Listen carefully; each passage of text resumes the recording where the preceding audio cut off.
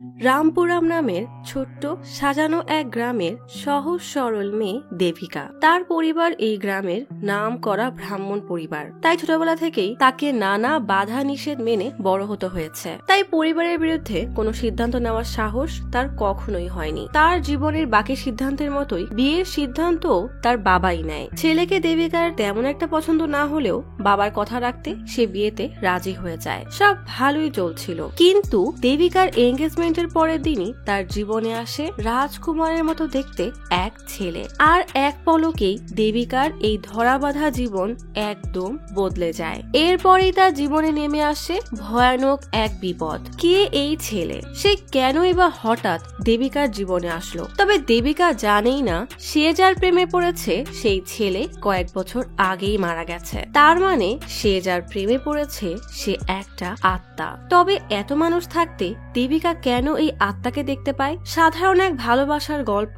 কখন যে প্রতিশোধ আর সাহসিকতার গল্পে রূপ নেবে তা নিজেও বুঝতে পারবেন না। এমনই সাসপেন্স, টুইস্ট আর হরর রোমান্টিক থ্রিলে ভরা অন্য ধাঁচের এক গল্প নিয়ে আজ এক্সপ্লেইন করব সম্প্রতি মুক্তিপ্রাপ্ত web series Devika and Danny. একটা লোককে চেয়ারের সাথে বেঁধে নির্মমভাবে মেরে শুধু একটা প্রশ্নই করা হচ্ছে যে ড্যানি কোথায়? এই ছেলেটা দুর্গা ভাইয়ের আপন শালা হয়েও ওই ড্যানির জন্য কেন দুর্গা ভাইকে ধোকা দিচ্ছে? ছেলেটা এত মার খাওয়ার পরও একটা কথাই বলে যে সে জানে না ড্যানি কোথায়। তাই গুন্না নামের লোকটা রেগে তাকে চেয়ার সহই লাথি মেরে ফেলে দেয়। গল্প চলে আসে সাজানো গোছানো ছোট্ট এক গ্রাম রামপুরামে, যে গ্রামে বাস করে দেবিকা নামের সহজ সরল একটা মেয়ে। এই বাসাটা হলো দেবিকার পূর্বপুরুষের বানানো। আর ওই যে লোকটা সাত সকালে মাতব্বরি করছে সে হলো দেবিকার বাবা নন্দন। নন্দন আজ খুব অস্থির হয়ে আছে, কারণ কয়েকদিন পরে দেবিকার এঙ্গেজমেন্ট। আর দেবিকার হবু বর প্রি ওয়েডিং শুট করার জন্য জোর করছে, কিন্তু নন্দন আবার খুবই কট্টর মেন্টালিটির। বিয়ের আগে ছেলে মেয়ের এমন ছবি তোলার বিষয়টা সে কোনোভাবেই মানতে পারছে না। তারপর আবার বরপক্ষ যেই ট্রেনে আসবে সেই ট্রেনের টিকিটও নাকি তাকেই কাটতে হবে। বাবাকে এত রাগে দেখে দেবিকা মাকে এসে বলে, মা তোমার কি মনে হয় ওই ছেলে কি আমাকে সুখে রাখবে? আমার তো তাকে একটুও ভালো লাগেনি। মা বলে প্রতিটা মানুষের মাঝে দোষ আর গুণ থাকে, তাই সে যেমন তার সাথে সেভাবে মানিয়ে নিলে বাকি জীবন আরামে কেটে যায়। এখন তো স্কুলে যাওয়ার জন্য দেরি হয়ে যাচ্ছে, জলদি যা। দেবিকা খাবার নিয়ে বের হতেই তার রাগী বাবা ডেকে বলে, বিয়েতে বন্ধুদেরকে দাওয়াত দিয়েছো? দেবিকা ভয়ে ভয়ে বলে, আপনি অনুমতি দিলে তারপর ডাকবো। বাবা রেগে বলে, বিয়েটা তোমার, তাই যাকে খুশি ডাকো। আর হ্যাঁ, স্কুল থেকে 6 দিনে ছুটি নিবে। দেবিকা বলে, এঙ্গেজমেন্টও একদিনেই শেষ। তাহলে? বাবা বলে, যা বলেছি তাই করবে, বেশি বুঝতে যাবে না। এটাই আসলে দেবিকার জীবন। তার বাবা যা বলে তাকে সেভাবেই চলতে হয়। দেবিকা বাসে উঠে স্কুলে আসার পথে ভাবে স্কুলের এই 20 কিলোমিটারই তার জীবন, কারণ সে কখনো এই 20 কিলোমিটারের বাইরে যায়নি। তার জীবনের বিনোদনের একটাই নাম, আর সেটা হলো সঙ্গীত। সে আসলে এই স্কুলের মিউজিক টিচার। ক্লাস শেষে টিফিন পিরিয়ডে হাঁটতে হাঁটতে লক্ষ্য করে একটা বাচ্চার সামনে কোনো টিফিন নেই, তাই সে মন খারাপ করে বসে আছে। দেবিকা মেয়েটাকে তার টিফিন দিয়ে বলে, আজ আমার একটুও খেতে মন চাচ্ছে না, আবার ফাঁকা বাটি নিয়ে গেলে মা বকবে, তাই তুমি একটু এই খাবারটা শেষ করে দিবে প্লিজ। ক্লাসের দরজায় দাঁড়িয়ে অ্যানি দেবিকার এত সুন্দর ব্যবহার দেখে মুগ্ধ হয়ে বলে, আমি মন থেকে চাই তোমার বিয়ে যেন কোনো রাজকুমারের সাথে হয়, নাকি ওই জাগ্গি নামের ব্যাঙের সাথে, যে তোমার বাবার মতোই তোমার বাকি জীবন নিয়ন্ত্রণ করবে। তাই বলছি যা করবে ভেবে চিন্তা করো। দেবিকা মন খারাপ করে বসলে অ্যানি বলে, তোমার মন এত ভালো, তুমি দেখতে কত সুন্দর, আবার নিজে স্বাবলম্বী, তাহলে কেন ওই ছেলেকে বিয়ে করতে হবে? দেখো, ব্যাঙ থেকে অনেক কিছু শেখার আছে। তুই যদি কোনো ব্যাঙকে ফুটন্ত পানিতে ছেড়ে দিস তাহলে সে লাফিয়ে বের হয়ে যাবে। যদি ঠান্ডা পানিতে ছেড়ে ধীরে ধীরে পানি গরম করিস তাহলে ব্যাঙ পানির তাপের সাথে অ্যাডজাস্ট করার চেষ্টা করবে, আর এই চেষ্টা করতে করতে সে পানি থেকে লাফ দিতেই ভুলে যাবে আর এক সময় মারা যাবে। দেবিকা ঘাবড়ে বলে, তাহলে কি তুই আমাকে লাফাতে বলছিস? অ্যানির এসব কথাই দেবিকা বাসে বসে ভাবছে। তখনই এক বয়স্ক মহিলা এসে জিজ্ঞেস করে, তুমি কি পণ্ডিত যোগীর পত্নী? সে তো অনেক ভালো মানুষ, আর সে আমার পরিবারকে অনেক সাহায্য করেছে। এখন কি সে ওইসব কাজ করে? দেবিকা বলে, না, আসলে বাসায় কিছু সমস্যা হচ্ছিল তাই বন্ধ করে দিয়েছে। এখন পূজার জন্য কালিপাকামে গেছে। এদিকে ইয়োগি কালিপাকামে পূজা শেষ করে বের হতেই দেখে কিছু লোক তার দিকে অদ্ভুত দৃষ্টিতে তাকিয়ে আছে। ইয়োগি হঠাৎই রেগে বলে, তোমরা এখান থেকে যাবে নাকি আমি আসবো? লোকগুলো চুপচাপ সেখান থেকে চলে যায়। নন্দন তার বাবাকে কল দিয়ে জিজ্ঞেস করে, পূজা কি শেষ? আপনি কবে আসবেন? ইয়োগি বলে, পূজা শেষ, তবে আমার আসতে দেরি হবে, তাই তোমরা এঙ্গেজমেন্টের কাজ শুরু করে দাও। আর হ্যাঁ, আমি যখন আসবো তখন দরজায় যেন কেউ না থাকে। বাবার কল কেটে নন্দন বেশ চিন্তিত হয়ে বলে, আমি ওদেরকে কিভাবে আটকাবো? ওরা তো বাবার সাথে দেখা করতে আসে, কেমন যেন একটা রহস্যময় ব্যাপার, তাই না? যাই হোক, এঙ্গেজমেন্টের সকালে জাগি তার পরিবার নিয়ে গ্রামে আসে। জাগির ভাই তখন দেবিকার চাচা থেকে লোকেশন শোনার কাজে ব্যস্ত, কিন্তু সে কোনোভাবেই লোকেশন বোঝাতে পারছে না। তাই জাগি রেগে ফোন নিয়ে বলে, 5 মিনিটের মধ্যে যদি আপনি নিজে আমাদের নিতে না আসেন তাহলে এই এঙ্গেজমেন্ট ক্যান্সেল আর আমরা ফিরে যাব। চাচা ভয়ে জলদি বাইক নিয়ে বের হয়। আর এসব শুনে জাগির ভাই ভয় পেলেও বাবা দূর থেকে শাবাশি দেয়। 5 মিনিট হতেই চাচা সেখানে আসলে জাগি যাওয়ার নাটক করলে চাচা কোনো রকমে হাত পা ধরে তাকে থামিয়ে বলে, আমার পিছনে আসেন, সব দোষ আমারই, আমি হয়তো ঠিকানা বোঝাতে পারিনি। চাচাকে এত ভরকে দিয়ে জাগি পেছনের গাড়িতে বসে শয়তানের মতো হাসছে। মানে তার এভাবে মানুষদেরকে ভয় দিতে ভালো লাগে। পুরো একটা সাইকো আর কি। না জানি দেবিকার কি হবে। দেবিকার দাদা বাসার গেটে আসতে দেখে সেখানে অনেক মানুষের ভিড়, সবার চোখ তার কাছে যেন সাহায্য চাইছে। ইয়োগি প্রচুর রেগে গেট আটকে ভেতরে গিয়ে আবারও পেছনে তাকিয়ে দেখে তারা এখনো তার দিকেই তাকিয়ে আছে। কিছুক্ষণ পর জাগি সেই গেটে আসতেই চাচা তো ভয়ে তাকে গাড়ি থেকে নামায়। জাগি বেশ ভাব নিয়ে এসে বসে বলে, চাচা আপনি সব করবেন নাকি? আপনাদের মেয়ে কোথায়? তখনই দেবিকাকে তার বান্ধবীরা সুন্দর করে সাজিয়ে নিচে নামিয়ে আনলে দেবিকাকে দেখে জাগি হা করে তাকিয়ে বলে, এত সুন্দর মেয়ের এইটুকু ভুল তো মাফ করাই যায়। বলেই দেবিকার কাছে আসলে দেবিকা তার বান্ধবীদের সাথে জাগিকে পরিচয় করিয়ে দেয়। বাম থেকে এ হলো রাজি, মাঝের জন ভার্গাবী, আর এ হলো অ্যানি। অ্যানির এমন পোশাক আর চ্যাটাং চ্যাটাং কথা জাগির একটুও পছন্দ হয় না, তাই রেগে বলে, নিজের সংস্কৃতি কখনো ভোলা উচিত না। জাগি মন খারাপ করে বলে, আমি তো তোমাকে অনেক ভালোবেসে ফেলেছি, কিন্তু তোমার চোখে আমার জন্য কোনো ভালোবাসা নেই কেন? আচ্ছা সমস্যা নেই, তোমার মনে আমার জন্য ঠিকই জায়গা বানিয়ে নিব। তখনই পণ্ডিত ডাকলে দুই পরিবার হাসি খুশি ভাবে এঙ্গেজমেন্ট পার্টি সম্পন্ন করে। পণ্ডিত বলে 18 ডিসেম্বর রাত 12টা, মানে আজ থেকে ঠিক 3 মাস পর এদের বিয়ে হবে, আর মাত্র 3টা মাস। কথাটা শোনা মাত্রই দেবিকা খুশি হবে কি উল্টা কেমন যেন ঘাবড়ে যায়। জাগি খুশি খুশি মনে চলে গেলেও দেবিকা পড়ে যায় গভীর চিন্তায়। তার তো আজ খুশি হওয়ার কথা, তাহলে সে খুশি হতে পারছে না কেন? তার জীবন কি অ্যানির বলা সেই ব্যাঙের মতো অ্যাডজাস্ট করতে করতে কেটে যাবে, নাকি এখনো কোনো ম্যাজিক হওয়া বাকি? পরের দিন সকাল হতেই রাজির বাবা পণ্ডিত কি যেন দেখে প্রচুর ঘাবড়ে নন্দনের কাছে এসে বলে, আপনার মেয়ের কুণ্ডলিতে কথা শেষ করার আগেই দেবিকা সেখানে আসলে পণ্ডিত কেন যেন থেমে যায়। রাজি জলদি দেবিকাকে নিয়ে বের হতে হতে বলে, চল বাস স্টেশনে তোকে সব বলছি। দেবিকা চলে যেতেই পণ্ডিত বলে, দেবিকার কুণ্ডলী পিতাপুরামের মহা পণ্ডিতের কাছে পাঠিয়েছিলাম, তবে সে কুণ্ডলি দেখে বলেছে এঙ্গেজমেন্টের পরের 3 মাসের মধ্যে অন্য এক ছেলের সাথে তার ঘনিষ্ঠতা বেড়ে যাবে। এসব শুনে বাবা রেগে বলে, আরে দেবিকা নিজে বিয়েতে মত দিয়েছে, কেউ থাকলে সে তো আমাকেই বলতো। পণ্ডিত বলে, দেবিকা নিজেই তো জানে না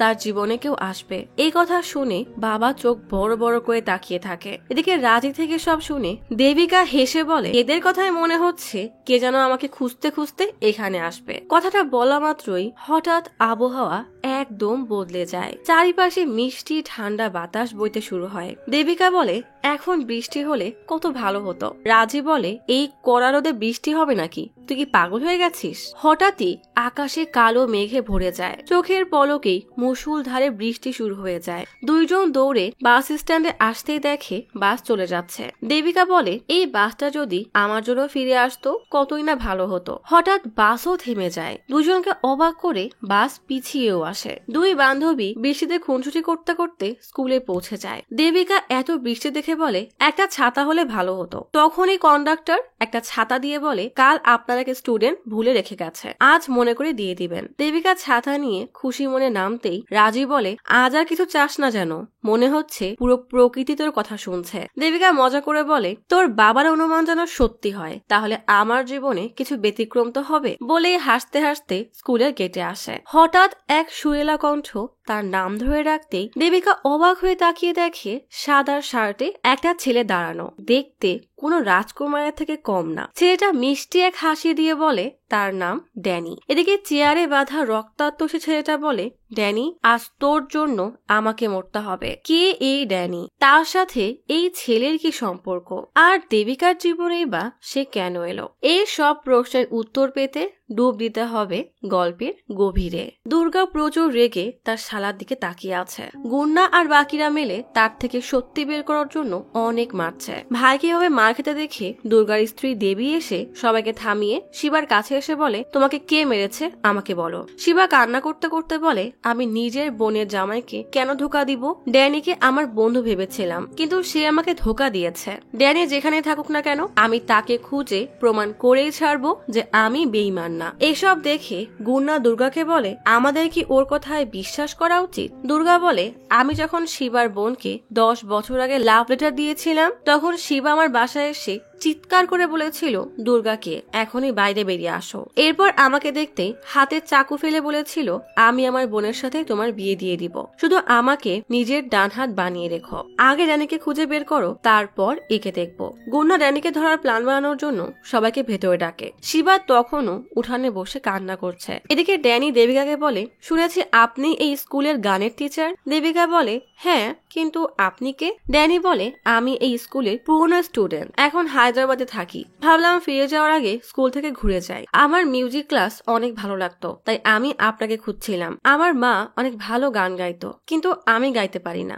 দেবিকা হেসে বলে, আমাকে এখন যেতে হবে। বলেই চলে যেতে গেলে ড্যানি পেছন থেকে ডেকে বলে, আপনাকে আমি শেষ দুটো কথা বলতে চাই। আপনি যেভাবে ধৈর্যের সাথে আমার কথা শুনছিলেন, তাতেই মনে হচ্ছে আপনি আপনার স্টুডেন্টদের অনেক খেয়াল রাখেন, আর আপনি এভাবেই সব সময় হাসবেন। তাহলে যা চাইবেন তাই পাবেন। আমাকে বাকি টিচারদের সাথেও দেখা করতে হবে। বলেই ড্যানি সেখান থেকে চলে যায়। দেবিকার কাছে ড্যানির বলা কথাগুলো অনেক ভালো লাগে। স্কুলের ভেতরে যেতেই অ্যানি দেবিকাকে জিজ্ঞেস করে, কার সাথে কথা বলছিলে? দেবিকা হেসে বলে, আমি ওর নাম ছাড়া আর কিছুই জানি না, কিন্তু আমি আজ একটা জিনিস বুঝলাম, যেই ছেলে তার মায়ের ব্যাপারে কথা বলে তাকে ভীষণ কিউট লাগে। ঠিক তখনই বেল বাজলে দেবিকা ক্লাসে চলে যায়। দেবিকা ক্লাসে গান শেখাতে শেখাতে জানলা দিয়ে দেখে ড্যানি পিটি টিচার শশীর সাথে দাঁড়িয়ে আড্ডা দিচ্ছে। হঠাৎ তাদের চোখাচোখি হলে দেবিকা লজ্জা পেয়ে সরে যায়। ড্যানি এবার নিজেই ক্লাসে এসে দেবিকাকে বলে, যাওয়ার আগে আমার একটা ছোট্ট রিকোয়েস্ট আছে। আমি ক্লাসের শেষ বেঞ্চে কিছুক্ষণ দাঁড়িয়ে আবার চলে যাব,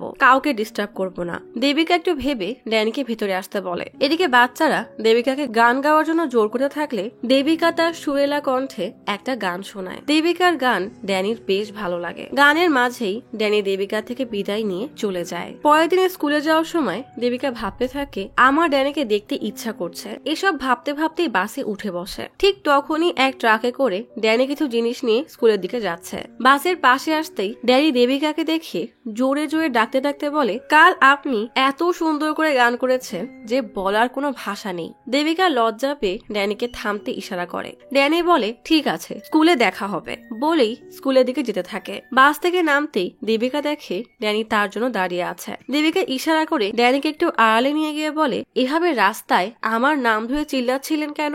আমার এসব একদম ভালো লাগে না। ড্যানি বলে, আসলে কাল আপনার গান শোনার পর থেকে আমার মাথায় শুধু আপনার কথাই ঘুরছে। তবে আমি তো ভেবেছিলাম আপনি রাগ করতেই জানেন না। দেবিকা হেসে বলে, সরি। ড্যানি বলে, সরি তো আমার বলা উচিত, তবে আপনাকে রাগলে অনেক মিষ্টি লাগে। দেবিকা তো লজ্জায় লাল হয়ে যায়। ড্যানি বলে, আপনাকে আমি গিফট হিসাবে কিছু দিতে চাই। ঠিক তখনই দেবিকা বলে, ওটা আপনার গাড়ি না? ড্যানি দেখে ফলের ট্রাক তাকে রেখেই চলে যাচ্ছে। ড্যানি তাড়াহুড়া করে বলে, আসলে নতুন ড্রাইভার আমাকে না নিয়ে যাচ্ছে, বিকালে আমি আবার আসবো, তারপর আমরা একসাথে কফি খেতে যাব। বলেই দে দৌড়। দেখতে দেখতে স্কুল ছুটি হওয়ার সময় চলে আসে। দেবিকা ড্যানির সাথে দেখা করার জন্য দ্রুত স্কুল থেকে বেরিয়ে পড়ে। এরপর ড্যানি আর দেবিকা বাসে উঠলে কেউ যেন সন্দেহ না করে, এই জন্য তারা আলাদা সিটে বসে। ড্যানি জিজ্ঞেস করে, আমি কি স্টপে নেমে যাব?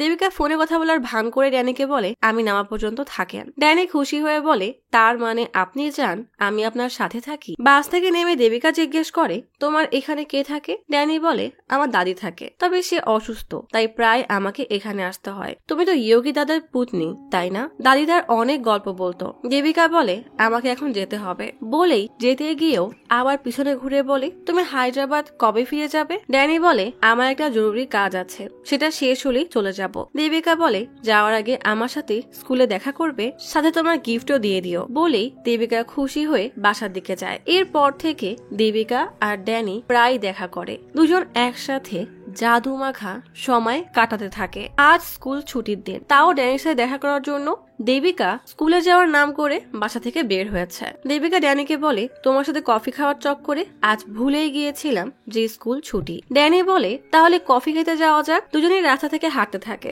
হঠাৎ দেখে জাগি বাইক নিয়ে সেই রাস্তা দিয়েই আসছে। জাগিকে দেখে দেবিকা ভয়ে ড্যানিকে বলে, তুমি তাড়াতাড়ি কোথাও লুকিয়ে পড়ো। ড্যানি কোনো কিছু না ভেবেই রাস্তার পাশে লুকিয়ে পড়ে। এদিকে জাগি দেবিকাকে দেখে জিজ্ঞেস করে, তুমি এখানে কি করছো? দেবিকা বলে, আজ যে স্কুল ছুটি সেটা ভুলেই গিয়েছিলাম। জাগি বাইক থেকে নেমে আশেপাশে চেক করতে থাকে যে দেবিকার সাথে কেউ আছে কিনা। দেবিকা মনে মনে ভাবে, আমার সাথে যার বিয়ে হবে তার আশেপাশে থাকলে আমার নিজেকে সেফ মনে করার কথা, কিন্তু জাগিকে দেখলে উল্টা আমার আরো ভয় লাগে। জাগি দেবিকার ফোন চেক করতে গিয়ে বলে, এ তো অনেক আদি আমলের ফোন, বিয়ের পর তোমাকে নতুন ফোন কিনে দিব, চলো তোমাকে বাসায় দিয়ে আসি। আর কোনো উপায় না পেয়ে দেবিকা জাগির বাইকে উঠে বসে। ড্যানি আড়াল থেকে সব দেখতে থাকে। বাসায় ফিরে দেবিকা ভাবতে থাকে, ড্যানি আমাকে নিয়ে এখন কি ভাবছে কে জানে। আমি ওকে কল করে জাগির ব্যাপারে সব বলে দিলেই ভালো হয়, কিন্তু আমার কাছে তো ওর নম্বরই নেই। পরের বার যখন আমার সাথে দেখা হবে তখন আমি সব বলে দিব। পরের দিন স্কুলে যাওয়ার সময় দেবিকা বাস স্টপে দাঁড়িয়ে আছে, কিন্তু ড্যানির কোনো খবরই নেই। দেবিকা বাসে উঠতে দেখে ড্যানি বাসেই বসে আছে। দেবিকা ঠিক ড্যানির সামনে সিটে বসে বলে, আমার তোমার সাথে কিছু কথা আছে, কিন্তু এখানে বা স্কুলে না, সামনের বাস স্টপে নেমে সব বলবো। দেবিকা আর ড্যানি বাস থেকে নেমে রাস্তায় হাঁটছে। দেবিকা বলে, কালকের জন্য আমাকে ক্ষমা করে দিও, আসলে হুট করে জাগ্গি এসেছিল, তাই আমি তোমাকে লুকাতে বলি। জাগ্গির সাথে আমার বিয়ে ঠিক হয়েছে, আমাদের এনগেজমেন্টও হয়ে গেছে, তবে আমার তোমাকে অনেক ভালো লাগে। যদিও আমাদের পরিচয় হয়েছে মাত্র কয়েকদিন হলো। তুমি হায়দ্রাবাদে গেলে আমাকে জানিও, তোমার দাদির কিছু প্রয়োজন হলে আমাকে বলবে, যে কোনো কাজের সাহায্য লাগলে আমি আছি। ড্যানি অবাক হয়ে বলে, তুমি আমার জন্য সব করতে পারো? দেবিকা বলে, হ্যাঁ। ড্যানি বলে, তোমার মনটা আসলেই খুব পরিষ্কার, আমাদের আগে দেখা হলে খুব ভালো হতো। আমি আসলে একটা কথা বলতে চাই, আমি এখানে তোমার দাদার সাথে দেখা করতে এসেছিলাম। তোমার দাদা আত্মাদেরকে দেখতে পারে আর তাদের সাথে কথাও বলতে পারে। আমি এটাও শুনেছি যে সে অনেক আত্মাদের মুক্তি পেতে সাহায্য করেছে। দেবিকা বলে,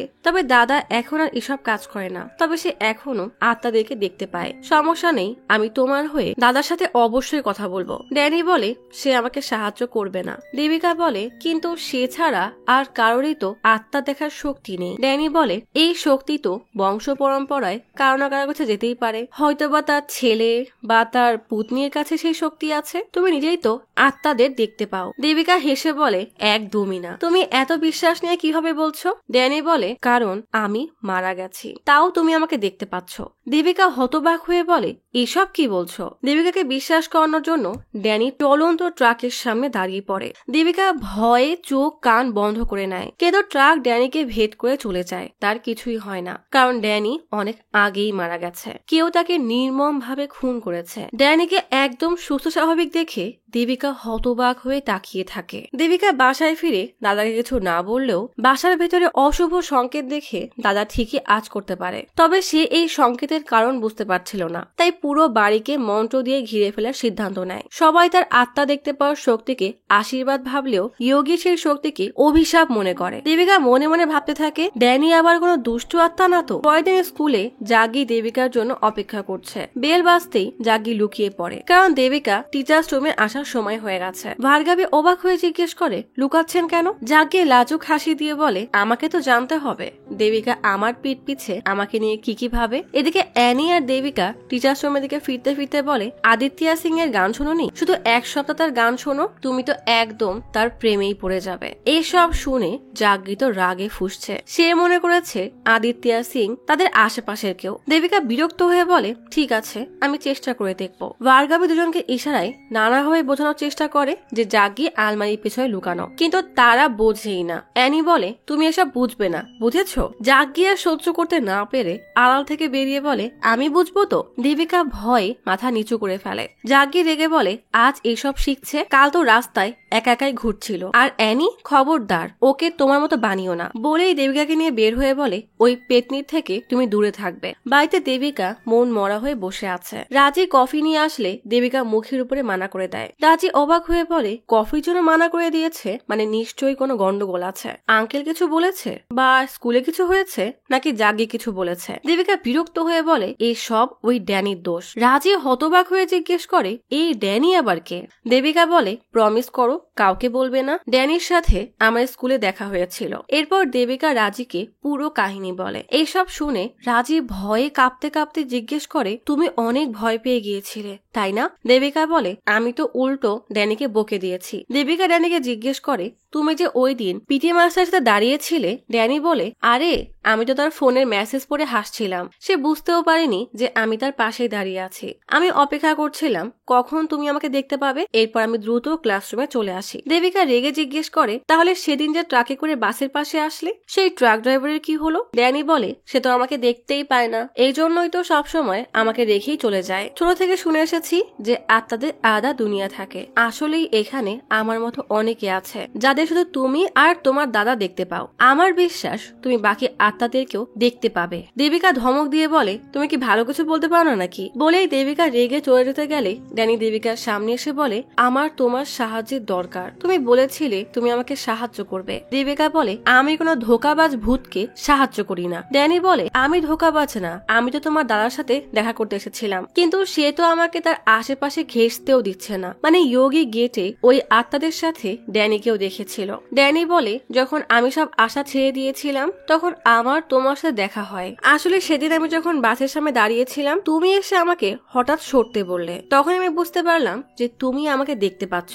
আসলে আমি ওই বয়স্ক মহিলা আর বাচ্চাদেরকে সাহায্য করতে চাই যারা আমার কারণে ঘর ছাড়া হয়েছে। সময় থাকতে থাকতে আমি ওদের সাহায্য করতে চাই। আমার কাছে শুধু এই একটাই উপায় আছে। দেবিকা কোনো কথা না শুনে অটোতে ওঠার আগে বলে, তুমি গিয়ে অন্য কারো থেকে সাহায্য চাও, আমি এই ব্যাপারে কোনো সাহায্য করতে পারবো না। বলেই চলে আসে। ড্যানি মনে মনে বলে, যে করেই হোক আমি তোমাকে রাজি করিয়েই ছাড়বো। এরপর থেকে ড্যানি সব সময় দেবিকার আগে পিছে ঘুরঘুর করতে থাকে। দেবিকা টিচার্স রুমের দিকে যাচ্ছে দেখে ড্যানি তার সামনে চলে আসে। দেবিকা রেগে বলে, আমাকে দেখতে যতটাই বোকা মনে হোক না কেন আমি অনেক জেদি। দেবিকা ক্লাসে আসতেই ড্যানি তার পিছু পিছু ক্লাসেও চলে আসে। পিঙ্কি নামের একজন জানায় সে সিং ইন্ডিয়া জুনিয়র কম্পিটিশনে সিলেক্ট হয়ে গেছে। দেবিকা খুশি হয়ে তাকে একটা গান গাইতে বলে। ড্যানি দেবিকার কানের কাছে প্যান প্যান শুরু করে দিলে দেবিকা রেগে বলে, গান বন্ধ করো। পিঙ্কি অনেক ভয় পেয়ে গেছে দেখে দেবিকা তার কাছে গিয়ে মাফ চায়। সারা দিন ড্যানি দেবিকাকে এভাবেই বিরক্ত করতে থাকে। টিচার্স রুমে আসলে অ্যানি দেবিকাকে জিজ্ঞেস করে, তোমার মুড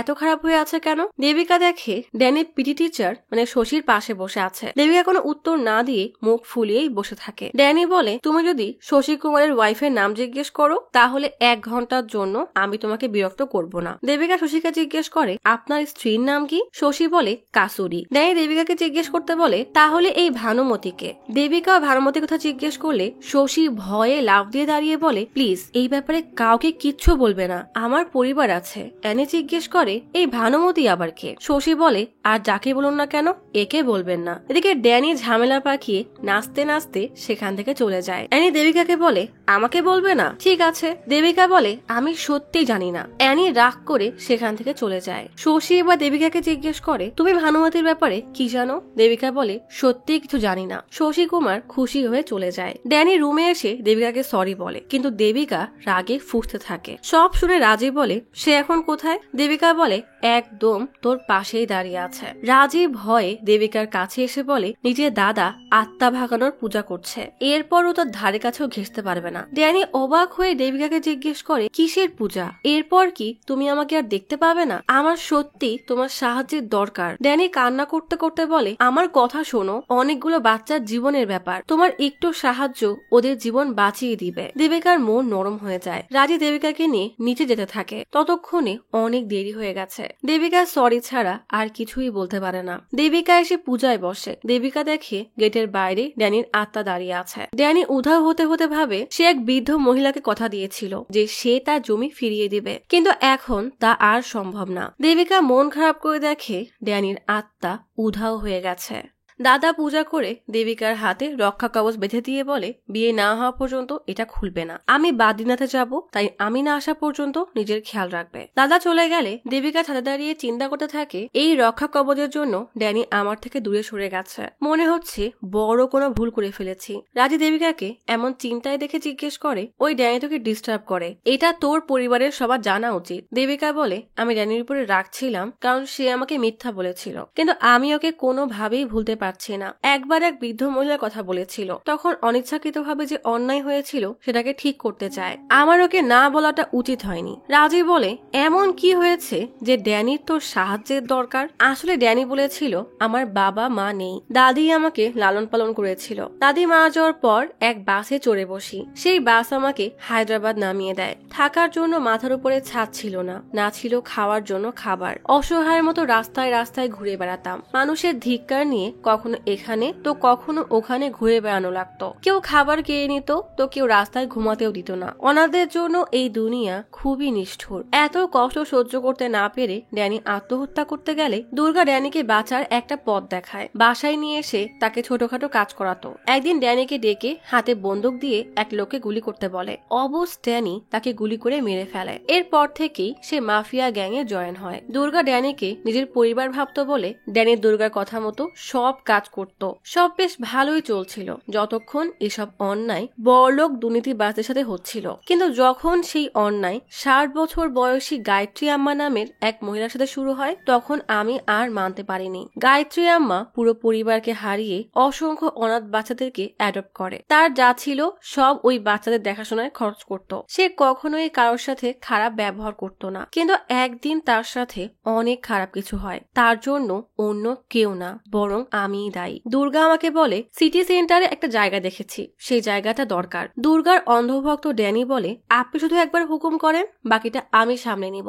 আশ্রমে এক অসহায় বয়স্ক লোক এসে পানি চাইলে গাইটি তাকে পানি আর খাবার দেয়। গাইটি লোকটাকে দেখে ক্লান্ত মনে হয় বলে আপনি এখানে কিছুক্ষণ বিশ্রাম নেন। বেশ অনেকক্ষণ পর গাইটি লোকটাকে ডেকে বলে সন্ধ্যা হয়ে গেছে, আপনি এখন আসতে পারেন। লোকটা বলে না, আমি এখানেই থাকবো। আমার জায়গাটা বেশ ভালো লেগেছে, অনেক শান্তিতে ঘুমিয়েছি। এই জায়গা আর আবহাওয়া দুটোই অনেক ভালো। গায়ত্রী বলে এখানে অনাথ বাচ্চারা থাকে, আপনি থাকতে পারবেন না। লোকটা বেশ প্রভাব খাটিয়ে পা তুলে বসে বলে আমি কি বলেছি শুনিসনি, আমি এখানেই থাকবো। লোকটার মতলব সুবিধার না বুঝে গায়ত্রী চিল্লাপাল্লা শুরু করলে লোকটা দলিল বের করে বলে এখানে সাইন করে দিয়ে সবাইকে নিয়ে দূর হয়ে যা। গায়ত্রী পুলিশকে কল দিতে গেলে লোকটা ফোন আছড়ে ভেঙে ফেলে। বাচ্চারা সব এক জায়গায় জড়ো হয়ে যায়। গায়ত্রী রাস্তা থেকে একজনকে ডাক দিলে এক বৃদ্ধ এসে গায়ত্রীর হয়ে প্রতিবাদ জানালে লোকটার দলবল সব চলে আসে। লোকটা ওই বৃদ্ধকে তার পরিবারের ভয় দেখালে সে আর কিছু না বলেই পালিয়ে যায়। গুন্ডারা আশ্রমের সাইনবোর্ড আর সব ভাঙচুর শুরু করে দেয়। ড্যানি সেখানে আসলে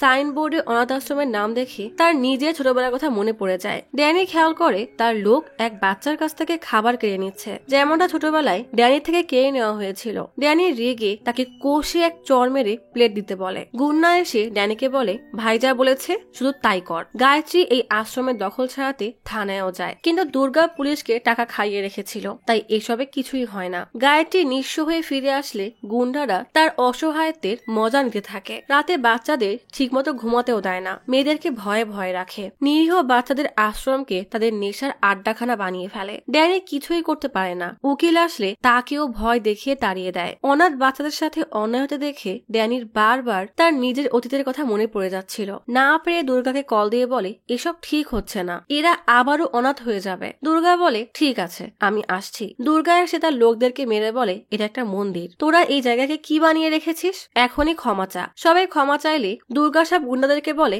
এখনই বের হয়ে যা, কিন্তু কেউ এক পাও নড়ে না। দুর্গা গায়ত্রীর কাছে এসে বলে এরা তো মূর্খ, সবগুলো দেখতে একদম গুন্ডার মতো, আপনি এদের সাথে থাকতে পারবেন না, তাই এই জায়গা আমাকে দিয়ে দিন। ড্যানি সেদিন দুর্গার আসল রূপ দেখতে পায়। গায়ত্রী বলে আমার বাসা তোমাকে কেন দিব? দুর্গা বলে আমি আপনার সাহায্যের জন্য এসেছিলাম, কিন্তু আপনি তো সাহায্য নিতে নারাজ। এদের মতো অনাথদের পড়ালেখা করিয়ে কি বা হবে? আপনাকে সময় দিলাম, ভালো করে চিন্তা করে তারপর জানিয়েন। যাওয়ার সময় দুর্গা রানীর দিকে একবার তাকিয়ে শিবাকে কিছু একটা ইশারা করে চলে যায়। দুর্গা যাওয়ার সাথে সাথেই গুন্না আর তার লোকজন আবারও অত্যাচার শুরু করে দেয়। ড্যানির অসহায় মতো দেখা ছাড়া আর কিছুই করতে পারে না। পরদিন সকালে ড্যানিকে মন মরা হয়ে দাঁড়িয়ে থাকতে দেখে শিবা জিজ্ঞেস করে কি হয়েছে। ড্যানি বলে এসব ঠিক না, আমাদের এখান থেকে চলে যাওয়া উচিত। ভিতর থেকে গায়ত্রী ড্যানির সব কথা শুনতে পায়। ড্যানি শিবাকে বলে তুই তোর বোন আর দুর্গার সাথে কথা বলে দেখ। শিবা বলে তুই তো জানিস দুর্গা কেমন জেদি, এই জায়গাটা তার অনেক পছন্দ, আমার কথা শুনবে না। একটা কাজ করতে পারি,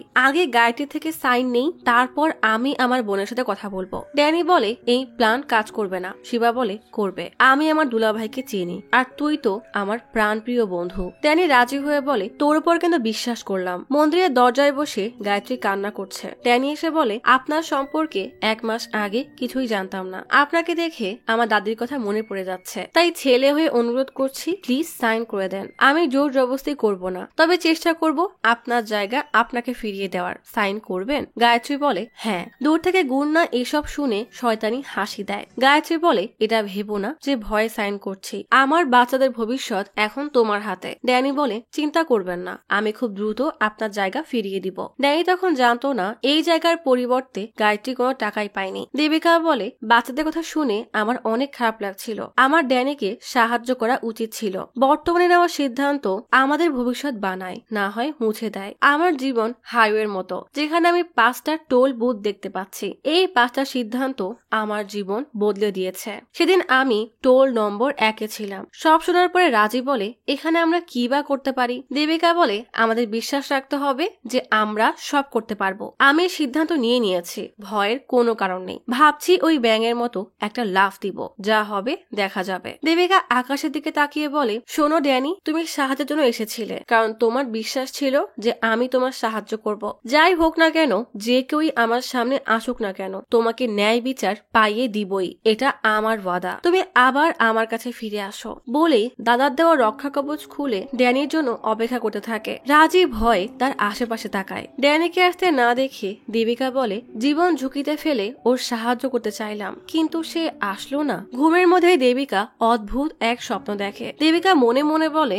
মা বাবার মতো নিয়তিও মাঝে মাঝে আমাদেরকে পথ দেখায়, কিন্তু আমরা সেটা উপলব্ধি করতে পারি না। এই স্বপ্ন দেবিকাকে টোল নম্বর 4 কিভাবে পার করবে সেই রাস্তা দেখিয়েছিল, কিন্তু দেবিকা এটাকে নিছক স্বপ্ন মনে করে পাত্তা দেয়নি। এক কালো জামা পরা দাড়িওয়ালা লোকের অস্পষ্ট চেহারা দেখে ভয়ে ঘামতে ঘামতে দেবিকা লাফিয়ে ঘুম থেকে ওঠে। ঘুম ভাঙলেও অদ্ভুত স্বপ্নের চিন্তা কোনোভাবেই তার মাথা থেকে বের করতে পারে না। স্কুলে এসে চারিদিকে হন্যে হয়ে ড্যানিকে খুঁজতে থাকে। স্কুলের বাচ্চারা গান প্র্যাকটিস শুরু করলেও দেবিকা মন মরা হয়ে বসে থাকে। হঠাৎ সুরেলা পুরুষ কণ্ঠে গান শুনতে পেয়ে দরজার দিকে তাকাতেই দেখে ড্যানি দাঁড়িয়ে আছে। দেবিকা অনেক খুশি হয়ে যায়। দেবিকা রাজি আর ড্যানিকে নিয়ে পুকুর পাড়ে আসলে ড্যানি বলে তোমাকে হায়দ্রাবাদ যেতে হবে। দেবিকা বলে বাসায় তো রাজি হবে না, যাওয়ার জন্য শক্তপোক্ত কোনো কারণ লাগবে। রাজিকে কোনো সমাধান জিজ্ঞেস করলে রাজি বলে তোর কোনো বন্ধু আছে? দেবিকা বলে তুই তো জানিস আমি গ্রামে 20 কিলোমিটারের বেশি দূরে কখনো যাইনি, তাহলে হায়দ্রাবাদে কিভাবে আমার বন্ধু থাকবে?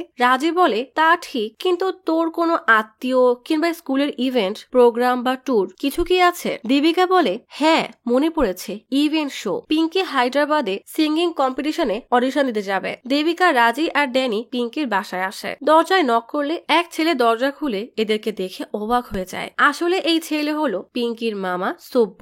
দেবিকা বলে আমরা পিঙ্কির গানের টিচার। সব্য জলদি পিঙ্কিকে ডাক দিলে পিঙ্কি এসে সব্যকে দেবিকার সাথে পরিচয় করিয়ে দেয়। সব্য বলে পিঙ্কিকে স্কুলে নামিয়ে দেওয়ার সময় আপনাকে অনেকবার দেখেছি, আপনি ওর ফেভারিট টিচার। দেবিকা বলে পিঙ্কিও আমার ফেভারিট স্টুডেন্ট, ও অনেক ভালো গান করে, ভবিষ্যতে অনেক বড় সিঙ্গার হবে। সব্য বলে এইটা বলার জন্য আপনি এত দূরে এসেছেন? দেবিকা বলে না না, আপনার সাথে একটু কথা ছিল। সব্য পিঙ্কিকে বলে নানিকে ডেকে ড্যানিকে নিয়ে আসো। সুব্বু দেবিকা আর রাজিকে ভেতরে নিয়ে বসালে দেবিকা সুব্বুকে সব বললে সুব্বু অবাক হয়ে বলে, স্টুডেন্টের জন্য 300 কিলোমিটার জার্নি করে আপনি হায়দ্রাবাদ যাবেন? আপনার মতো টিচার এখনের যুগে তো পাওয়াই বিরল। দেবিকা বলে, কিন্তু সমস্যা হলো আমার পরিবার অনেক স্ট্রিক্ট, তারা আমাকে যেতে দিতে রাজি হবে না, তাই আপনারা যদি একটু কথা বলতেন। পিঙ্কির বাবা মা কথা বললে আরো ভালো হতো। সুব্বু জিজ্ঞেস করে, আপনার বাবার নাম কি? দেবিকা বলে, নন্দন, রেলওয়েতে সিনিয়র ম্যানেজার। সুব্বু বলে, আমি তো চিনি, কারণ আমি রেলওয়েতে কাজ করি আর আপনার বাবা আমার সিনিয়র। দেবিকা বলে,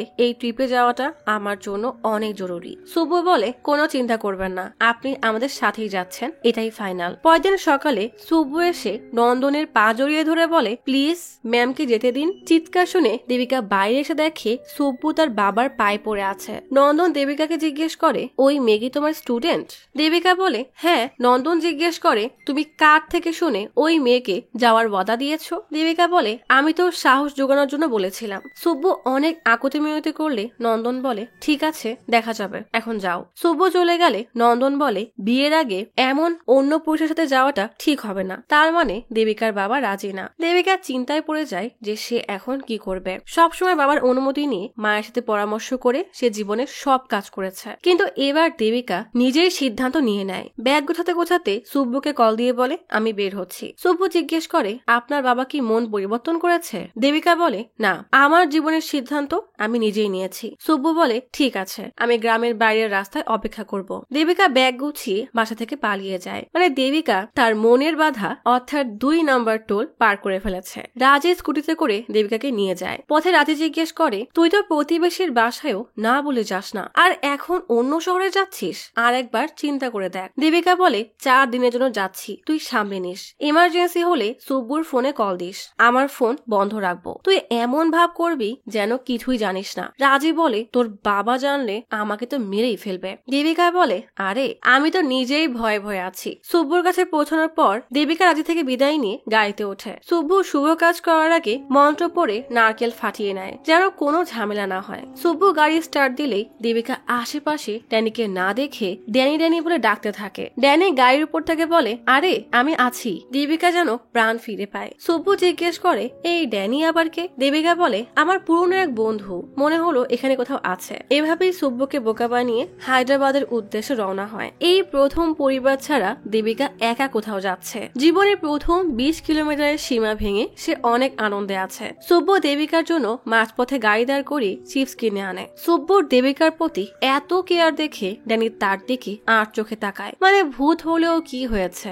হিংসা তো আছে, তাই না? এদিকে জাগি নন্দনকে কল দিয়ে বলে, আমি প্রি ওয়েডিং শুটের ক্যামেরাম্যান নিয়ে 1 ঘন্টার মধ্যেই আসছি। রাজি জানতো ভয়ে শুকিয়ে কাঠ হয়ে যাচ্ছে। নন্দন কল কেটে রাজিকে বলে, দেবিকাকে 30 মিনিটের মধ্যে রেডি হতে বলো। রাজি কোন রকমে উপরে আসে। সুব্বু 5 মিনিট অন্তর অন্তর দেবিকাকে এটা সেটা খেতে বলে। মানে একদম পিকনিক ট্যুর বানিয়ে ফেলেছে। ক্লান্ত হয়ে পিঙ্কি আর দেবিকা ঘুমিয়ে পড়ে। এদিকে জাগি ক্যামেরাম্যান জনের সাথে গ্রাম ঘুরে ঘুরে দেখছে যে কোথায় কোথায় ফটোশুট করবে। কিছুক্ষণ পর রাজি একটা চিঠি নিয়ে এসে নন্দনকে দিয়ে বলে, দেবিকা রুমে পেয়েছি। নন্দন পড়ে দেখে তাতে লেখা, বাবা আমি পালাচ্ছি না, 4 দিনে চলে আসবো। চিঠি পড়ে নন্দন তো রেগে আগুন। সে সমাজকে এখন কি মুখ দেখাবে? রাজি বলে, 4 দিনে চলে আসবে বলেছে তো। নন্দন বলে, 30 মিনিটে জাগি আসছে, তাকে কি বলবো? বলেই রেগে দেয় হাঁটা। দেবিকার মা অসুস্থ হয়ে বসে পড়লে রাজি বলে, চিন্তা করবেন না, ও চলে আসবে। দেবিকার মা কানে কানে বলে, আমি তো খুশি হয়েছি, জীবনে প্রথম দেবিকা কোনো ভালো সিদ্ধান্ত নিয়েছে। বলেই আবার অজ্ঞান হওয়া নাটক করে। রাজি জলদি সবাইকে ডেকে আনে। নন্দন এসে রাজির হাত থেকে গ্লাস নিয়ে দেবিকার মায়ের মুখে পানি ছুঁড়ে মারলে দেবিকার মা মায়া কান্না জুড়ে দিয়ে বলে, দেবী তুই এটা কি করলি? নন্দন বলে, এসব বাদ দিয়ে এটা ভাবো যে জাগ্গি আসলে তাকে কি বলবো। বলতে না বলতেই পেছনে ফিরে দেখে জাগ্গি দাঁড়ানো। জাগ্গি বলে, দেবিকা রেডি তাই না? আমিও চেঞ্জ করে আসি। রাজি বলে, দেবিকা তো বাসায় নেই, মন্দিরে গেছে। জাগ্গি বলে, বাহ কি ধার্মিক মেয়ে, কিছুক্ষণের মধ্যেই তো চলে আসবে তাই না? রাজি বলে, না ওখান থেকে মাসির বাসায় যাবে। জাগ্গি বলে, তাহলে কল করে দিন, গাড়ি পাঠিয়ে নিয়ে আসবো, আমি চেঞ্জ করতে গেলাম, ফটোশুটটা অনেক জরুরি। ফোনে কল আসলে সুব্বু মাঝপথে গাড়ি থামিয়ে বেশ দূরে গিয়ে কথা বলতে থাকে। ড্যানি দেবিকাকে বলে, এই ছেলে একটু বেশি বেশি করছে না? খাবে না বললেও এটা সেটা নিয়ে আসছে। দেবিকা বলে, ছেলেটা কত কিউট তাই না? ড্যানি বলে, ও তো কথা গাড়িতে বসেও বলতে পারতো, দূরে যাওয়া লাগবে কেন? ওর চেহারা দেখে মনে হচ্ছে নিশ্চয়ই গার্লফ্রেন্ড, না হলে কেউ ওর কাছে টাকা পাবে। হবে, মনে হয় না ওর গার্লফ্রেন্ড আছে, যেমন রেগে কথা বলছে হয়তো কোনো পানাদারি হবে। সুব্বু গাড়িতে এসে বসলে দেবিকা জিজ্ঞেস করে, গার্লফ্রেন্ড? সুব্বু বলে, না, পিঙ্কির বাবা, সে তো একটা রাক্ষস।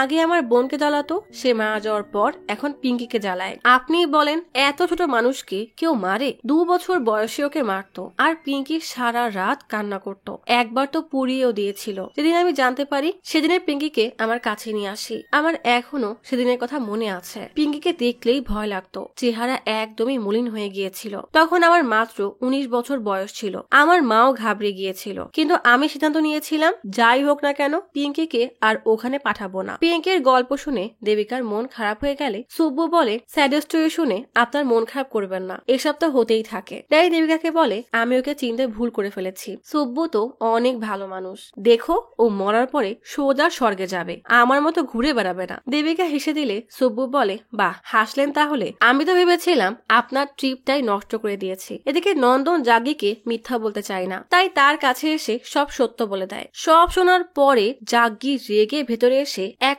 লাথি মেরে কলসি ফেলে বলে, আগের সংস্কৃতি ছিল না, আর এখন পুরো কোণেই উধাও, এই কেমন পরিবার? রাজি জলদি সুব্বুকে কল দেয়। দেবিকা কল রিসিভ করে শুনতে পায় জাগ্গি বলছে, যার সাথে আশীর্বাদ হয় মেয়ে তার হয়ে যায়। আমার সম্মান সব ধুলায় মিশিয়ে দিল। সেদিন স্কুল বন্ধ ছিল, তারপরও সে স্কুলে গিয়েছিল, আমি নিজ চোখে দেখেছি, আর আপনি তো কিছু জিজ্ঞেসই করেননি। এত বড় মেয়ে কখন কোথায় যায় তাও দেখেন না। যদি লালন পালন করতে নাই পারেন তাহলে জন্ম কেন দিয়েছেন? জাগ্গির এমন আচরণে সবাই হতবাক হয়ে যায়। নন্দন লজ্জায় মাথা নত করে রাখে। জাগ্গি বলে, এসবের পেছনে ওই ইংলিশ টিচার অ্যানি আছে, আমি সব জানি। সেদিন যেন কার সাথে পালিয়ে যেতে বলছিল। নন্দন বলে, দেবিকা বলেছে সে চলে আসবে। জাগ্গি বলে, কাল সকাল 7টার মধ্যে না আসলে পুরো গ্রাম নিয়ে এ বাসায় আসবো, আপনার সম্মান ধুলায় মিশিয়ে দিব। দেবিকা একদম স্তব্ধ হয়ে যায়। এখন কি হবে? দেবিকা কল কেটে চুপচাপ ভাবতে থাকে এখন সে কি করবে। দেবিকাকে দেখে সুব্বু বুঝতে পারে তার বাসায় কোনো ঝামেলা হয়েছে, তাই দেবিকাকে বলে, পিঙ্কের জন্য আপনার নিজের পরিবারকে কষ্ট দেওয়াটা উচিত না, আপনি বাসায় ফিরে যান। ড্যানি বলে, সুব্বু ঠিকই বলেছে, আমার দোষের জন্য নিজেকে কেন ঝামেলায় ফেলবে? দেবিকা বলে, এসব আমি তোমার জন্য নয়, বরং নিজের জন্য করছি। রাজি তার বাবাকে সব জানালে বাবা বলে, তাহলে কি মহাপণ্ডিতের কথাই সত্য হচ্ছে? দেবিকার জন্য এসব ঠিক না, ওকে বাসায় ফিরে আসতে বলো। দেবিকা দৃঢ় প্রতিজ্ঞাবদ্ধ হয়ে বলে, যাই হোক না কেন আমি ফিরে যাব না। জীবনে প্রথম নিজে থেকে কোনো সিদ্ধান্ত নিয়েছি। পণ্ডিত বলে, দেবিকা যে সিদ্ধান্ত নিয়েছে তাতে ওর জীবন ঝুঁকিতে পড়বে। দেবিকা বলে, যতই ঝুঁকি আসুক না কেন, যা শুরু করেছি তা আমি শেষ করব। পণ্ডিত বলে, শুধু ওর বিয়ের জন্য না, ওর জীবন এখন ঝুঁকিতে। এদিকে দেবিকা বলে, আমি জীবনের পরোয়া করি না, এটাই আমার শেষ সিদ্ধান্ত, চলো হায়দ্রাবাদ। আর এভাবেই দেবিকা টোল নম্বর 3 পার করে ফেলে। হায়দ্রাবাদ এসে সুব্বু তার এক ফ্রেন্ডের বাসায় ওঠে। রাতে দেবিকার স্বপ্নে দেখে দাড়িওয়ালা লোকটা ইট দিয়ে দেবিকাকে বাড়ি মেরে রক্তাক্ত করে দেয়। এমন ভয়াবহ স্বপ্ন দেখে দেবিকা ঘুম থেকে লাফিয়ে ওঠে। ঘড়িতে তখন সকাল 7টা বাজে। দেবিকা চিন্তায় পড়ে যায়, কে ওই লোক আর কেনই বা তাকে মারছে। দেবিকা মনে মনে বলে, একদিকে জাগ্গি তো অন্যদিকে এই লোক, জানি না আমার জীবনে কি অপেক্ষা করছে। পরের দিন দেবিকার মা, চাচি আর রাজি দরজায় দাঁড়িয়ে উকি মারছে যে জাগ্গি কি সত্যি সত্যি গ্রামবাসীকে জড়ো করবে, তাহলে এ বাসার সম্মান কোথায় যাবে। মা রাজিকে জিজ্ঞেস করে, তুই কি সত্যি জানিস না দেবিকা কোথায় গেছে? রাজি বলে, না। তখনই অ্যানি রাজিকে কল দিয়ে জিজ্ঞেস করে, দেবিকা কি সত্যি পালিয়ে গেছে? রাজি বলে, তুমি কিভাবে জানলে? অ্যানি বলে, জাগ্গি এসেছিল, পিঙ্কির সম্পর্কে জিজ্ঞেস করছিল, কিন্তু চিন্তা করো না, জাগ্গি আর বাসায় যাবে না। কেন জানো? জাগ্গির অ্যাকাউন্টেন্ট আমার বন্ধু, সে সব জানে। তোমাকে একটা মজার কথা বলি, জাগ্গির কথা ওর বাবা জেনে গেছে। জাগ্গির বাবা ঝাড়ি দিয়ে বলে, যেই মেয়ে পালিয়ে গেছে তার বাসার সামনে জামা কাপড় ছাড়া দাঁড়ালে তোর সম্মান কোথায় যাবে? এমন আচরণ করলে কোনো মেয়ে বিয়ের পর তোকে সম্মান করবে না। যদি সাহস থাকে তাহলে ওকে খুঁজে বের করে ওর পরিবারের সামনে দিয়ে এখানে টেনে নিয়ে আসবি। যদি এই কাজ করতে পারিস তাহলে সারা জীবন ওই মেয়ে তোর পায়ে পড়ে থাকবে।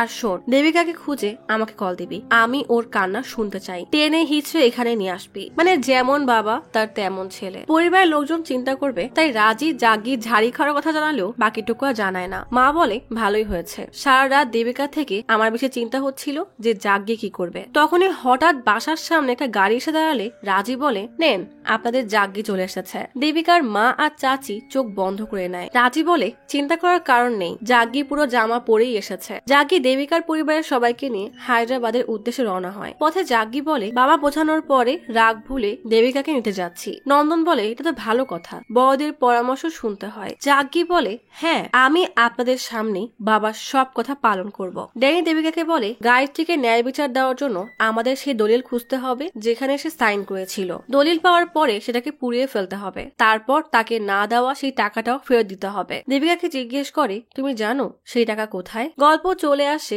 অতীতে। গায়ত্রী সাইন করার পরে শিবা আর ড্যানি টাকা নিতে দুর্গা আর তার স্ত্রী দেবীর কাছে আসে। টাকা নিয়ে ড্যানি চলে গেলে দুর্গার স্ত্রীর মন মারা দেখে জিজ্ঞেস করে, 45 কোটির সম্পত্তি 5 কোটিতে পেয়েও তুমি খুশি না? দেবী বলে, না। দুর্গা বলে, বুঝে গেছি তুমি কি চাও। দুর্গা শিবাকে কল দিয়ে বলে, ওই টাকা ফেরত নিয়ে আয়। সন্ধ্যা দিকে শিবা ড্যানিকে জঙ্গলের মধ্যে এক মন্দিরের সামনে নিয়ে আসে। ড্যানি বলে, দেখ, যা কথা বলার পরে বলবো, ওই মহিলা অপেক্ষা করছে। শিবা বলে, তার কথা ভুলে যা, তোর যা টাকা লাগবে নিয়ে যা, বাকি টাকা দিয়ে আমি আমার জীবন গড়বো। ড্যানি রেগে বলে, তোর কি মাথা খারাপ হয়ে গেছে? গাড়ি থেকে ব্যাগ নামিয়ে বলে, এই টাকা দেওয়ার দায়িত্ব আমার, মাথা ঠিক হলে আমাকে কল দিস। বলেই ড্যানি হাঁটা দেয়। পেছন থেকে আচমকা শিবা চাকু মেরে দিলে ড্যানি শিবার গলা চেপে ধরে বলে, তোকে বিশ্বাস করে ওনাকে সাইন করার জন্য রাজি করিয়েছিলাম, কিন্তু জানতাম না টাকা দেখে তোর নিয়ত বদলে যাবে। শিবা বলে, তুইও তো টাকার জন্য এসব করেছিস। ড্যানি শিবাকে বেঘরে মেরে বলে, এই টাকা আমি গায়ত্রী আম্মাকেই দিব, আমাকে কেউ আটকাতে পারবে না। বলেই ব্যাগ নিয়ে হাঁটা দিলে শিবা পেছন থেকে এসে লাঠি দিয়ে ড্যানিকে বাড়ি মারলে তার কান থেকে রক্ত বের হয়। সাথে সাথেই ড্যানি মাটিতে লুটিয়ে পড়লেও ব্যাগ ছাড়ে না। শিবা টানতে টানতে ড্যানিকে বলি দেওয়ার কাঠের উপর নিয়ে মাথায় বাড়ি মেরে মেরে ড্যানিকে মেরেই ফেলে। মন্দিরের দিয়া নিভে যায়। শিবা ব্যাগ নিয়ে যেতে গেলে খেয়াল করে ড্যানি এখনো ব্যাগটা শক্ত করে ধরে রেখেছে। ড্যানির চোখ দিয়ে টপ টপ করে পানি গড়িয়ে পড়ে। প্রদীপ আবারও আপনা আপনি জ্বলে ওঠে। ড্যানির আত্মা সামনে দাঁড়িয়ে আছে। শিবা ব্যাগ ছাড়ানোর জন্য অনেক চেষ্টা করছে। ড্যানির আত্মা তাকে বাধা দেওয়ার চেষ্টা করে, কিন্তু পারে না। শিবা ব্যাগ ছাড়িয়ে নিয়ে বলে, এই টাকা না আমার বোনের না আমার দুলা ভাইয়ের, এই টাকা আমার। এদিকে গায়ত্রী অপেক্ষা করছে। গুন্না তার লোকেরা গায়ত্রী আর তার বাচ্চাদেরকে ধাক্কা মেরে বের করে দেয়। ড্যানি কিছুই করতে পারে না। এই সব শোনার পরে দেবিকা কান্না করে দেয়। ড্যানি বলে, যাই হোক না কেন গায়ত্রীকে ন্যায় বিচার দিতেই হবে, আর এই সব আজ রাত থেকেই শুরু করতে হবে। এমন চাল চালবো ওই দুর্গার মাথা ঠিক থাকবে না। সুব্বু ডাক দিলে দেবিকা চলে যায়। সুব্বু, দেবিকা আর পিঙ্কি অডিশন দিতে আসে। সুব্বু ফর্ম ফিল আপ করে বলে, আমাদের 2 দিন পরে আসতে বলেছে। এদিকে নন্দন বলে, আমি তোমার সাথে না আসলে সুব্বু সম্পর্কে সব তথ্য বের করে ফেলতাম। জাগি ঝাড়ি দিয়ে বলে, চুপ করে থাকেন, আমাকে আমার কাজ করতে দিন। জাগি তার লোকদেরকে কল দিয়ে বলে, অডিশনের ওখানে গিয়ে দেখো যে সুব্বুকে। বাসায় ফেরার পর ড্যানি দেবিকাকে বলে, আমাদের আজকেই টাকা উদ্ধার করতে হবে, রাত 9টায় কাজ শুরু করব। সুব্বুকে গাড়ি নিয়ে রেডি থাকতে বলে, কোনো ঝামেলা হলে তাকে কল করতে পারবো। দেবিকা জিজ্ঞেস করে, তোমার কি মনে হয় ও আসবে? তখনই সুব্বু এসে জিজ্ঞেস করে, একা একা কি করছেন? দেবিকা বলে, আমার এক বন্ধুর সাহায্যের দরকার, তাই রাতে বের হব। দিনে অনেক মানুষ থাকে, আমাকে দেখলে সমস্যা, তুমি কি সাহায্য করতে পারবে? সুব্বু বলে, ঠিক আছে। দেবিকা বলে, ফোন অন রেখো, সমস্যা হলে কল দিব। সুব্বু বলে, আমি কি আপনার সাথে যেতে পারি? সমস্যা হলে সাহায্য করতে পারবো। দেবিকা বলে, ঠিক আছে। দেবিকা আর ড্যানি অনেক খুশি হয়ে যায়। শিবা দুর্গার আরেক লোকের সাথে বসে মদ খেতে খেতে বলে, ড্যানি যা করেছে ঠিকই করেছে। দুর্গা আমাদের কাউকে ঠিক মতো টাকা দেয় না, ড্যানির কাছ থেকে আমাদের শেখা উচিত। শিবা রেগে বলে, কি শিখবি ওর কাছ থেকে? ও একটা বলদ, টাকা থাকা সত্ত্বেও নেয়নি, তাই আমি ওকে মেরে ফেলেছি আর সব টাকা আমার হয়ে গেছে। শিখতে হলে আমার কাছ থেকে শেখ। ঠিক তখনই পেছন থেকে দেবী এসে শিবাকে চেয়ার দিয়ে বাড়ি মারে। সব শুনে দেবী রাগে ফুঁসতে থাকে। একটা কাঠের টুকরো শিবার পায়ে ঢুকিয়ে বলে, তোর নিয়ত এত খারাপ বলেই সেদিন তোকে পিটিয়েছিলাম। আমার স্বামীর টাকা নিয়ে তুই ধোকা দিবি আর আমি কিছুই বলবো না? বল টাকা কোথায়? ব্যথায় ছটফট করতে করতে শিবা বলে, বলছি টাকা কোথায়। সুব্বু আর দেবিকাকে ড্যানি এক জায়গায় নিয়ে আসে। গেটের সামনে দাঁড়িয়ে দেবিকা বলে, এখন কি করব? সুব্বু বলে, আমি কিভাবে জানবো? দেবিকা বলে, তোমাকে না, আমার ফ্রেন্ডকে ব্লুটুথে জিজ্ঞেস করছি। ড্যানিকা নারকেল গাছ দেখিয়ে বলে, শিবা ওখানে টাকা লুকিয়েছিল। সুব্বু জিজ্ঞেস করে, ওখানে কি আছে? দেবিকা বলে, 2টা লোক এক বৃদ্ধ মহিলাকে ধোকা দিয়ে তার টাকা এখানে লুকিয়েছিল। তাদের মাঝে একজন আমার বন্ধু, সে তার ভুল বুঝতে পেরে শুধরাতে চাচ্ছে, তাই আমাকে সাহায্য করতে বলেছে। এখন আমাদের দুজনকে সেই টাকা নিয়ে ফেরত দিতে হবে। সুব্বু অবাক হলেও বলে, এখনকার যুগে কে তার ভুল শুধরাতে চায়? আপনার বন্ধু আসলেই অনেক ভালো। ড্যানি বলে, কেউ চলে আসতে পারে, তাড়াতাড়ি টাকা নিয়ে বেরিয়ে পড়ো। এদিকে টাকা নেওয়ার জন্য দুর্গা তার দলবল নিয়ে রওনা দেয়। দেবিকা ভেতরে গিয়ে দেখে আর একটা তালা মারা। দেবিকা সুব্বুর পায়ের উপরে পা রেখে অপর পাশ থেকে লাফ দেয়। সুব্বুও ভেতরে চলে আসে। ড্যানি ইশারা দিয়ে দেবিকাকে দেখাতে থাকে কোথায় টাকা রাখা। দেবিকা জায়গাটা খুঁজে পেলে কোদাল আর শাবল দিয়ে মাটি খোঁড়া শুরু করে। কিছুক্ষণ পর দুর্গা চলে আসলে ড্যানি তাদেরকে ডাক দিয়ে সতর্ক করে দেয়। দুর্গা শিবাকে মারতে মারতে নিয়ে আসে। দেবিকা আর সুব্বু মাটির ভিতর থেকে ব্যাগ টেনে বের করার চেষ্টা করে। দুর্গা টাকার সেই জায়গায় এসে দেখে মাটি খোঁড়া, কিন্তু টাকার ব্যাগ নেই। দেবিকা আর সুব্বু ব্যাগ নিয়ে লুকিয়ে পড়েছে। শিবা বলে, সত্যি বলছি টাকা এখানেই ছিল। দুর্গা শিবাকে জোরে এক লাথি মারে। সুব্বু জিজ্ঞেস করে এরা কারা, ওই লোককে কেন মারছে। দেবিকা চুপ করতে বলে পাশে তাকিয়ে দেখে বেড়াটা একটু নিচু করা। সেদিকে যেতে গেলেই কাটা তারে আঘাত লাগে। তাও এখানে থাকা সেফ না বলে তার নিচ দিয়েই লাফ মেরে পালিয়ে যায়। বাইরে এসে কোনো মতে গাড়িতে উঠতে গেলে দুর্গার এক লোক তাকে দেখে ফেলে। গাড়ির পেছনে দৌড়ালেও ততক্ষণে সুব্বুরা অনেক দূরে চলে যায়। বাসায় ফিরে সুব্বু চুপচাপ ঢুকতে গেলে পাইপে হোঁচট খায়। শব্দে তার বান্ধবী লাবণ্য জেগে বাইরে এসে জিজ্ঞেস করে এত রাতে কোথা থেকে আসছিস। সুব্বু বলে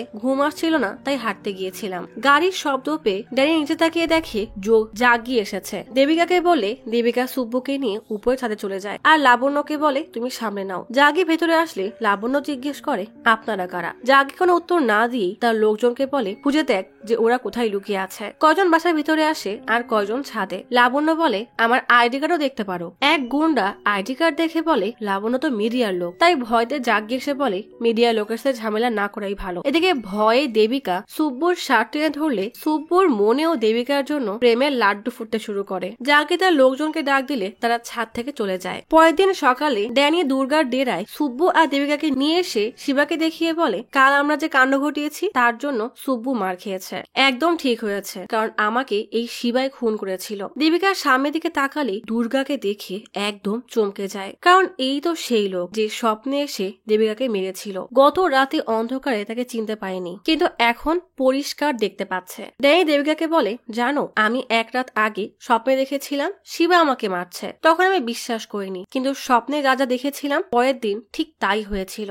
এটা শুনে দেবিকা বেশ ঘাবড়ে যায়। তাহলে কি সে স্বপ্নে যা দেখছে তার সাথেও তাই হবে? এটাই কি তাহলে টোল নাম্বার 4, যেটা দুর্গার রূপে মাউন্ট এভারেস্টের মতো তার সামনে দাঁড়িয়ে আছে? ড্যানি বলে সমস্ত কাগজ ওই বাসায়। আমরা অনেক বড় রিস্ক নিতে যাচ্ছি। তোমার মনে যদি কোনো ভয় থাকে তাহলে চলে যেতে পারো। এমনি তুমি আমার জন্য অনেক করেছো। দেবিকা দীর্ঘ নিঃশ্বাস নিয়ে বলে আজই কাজ শেষ করব, তারপর ভাবা যাবে। দেবিকা রাজিকে কল দেয়। রাজি তখন জাগির গাড়িতে। জাগি ফোন রিসিভ করে স্পিকার দিতে বললে দেবিকা বলে মাকে অনেক মিস করছি আর বাবাকে আমার পক্ষ থেকে সরি বলে দিও। জাগি বলে কোথায় আছে জিজ্ঞেস করো। রাজি জিজ্ঞেস করলে দেবিকা বলে ড্যানির সাথে হায়দ্রাবাদে। জাগি ড্যানির নাম বললে দেবিকা বুঝে যায় রাজির সাথে কেউ আছে, তাই ভয়ে কল কেটে দেয়। জাগি আবারও কল দিতে বললে রাজি কল দিয়ে দেখে সুইচ অফ। জাগি রেগে জিজ্ঞেস করে সুব্বু আর আদিত্যের কথা জানতাম, এখন আবার এই ড্যানিকে? রাজি বলে সুব্বুর ডাক নামে ড্যানি। জাগির মাথায় খারাপ হয়ে যায়। জাগি এত ভালো ভেবেছিল তার জীবনে আর কতগুলো ছেলে আছে কে জানে। দেবিকা সুব্বুকে কল দিয়ে বলে কাগজে যা লেখা আছে তাই বলবে, শুধু গলাটা একটু ভারী করে নিবে। একটা কথা মাথায় রাখবে,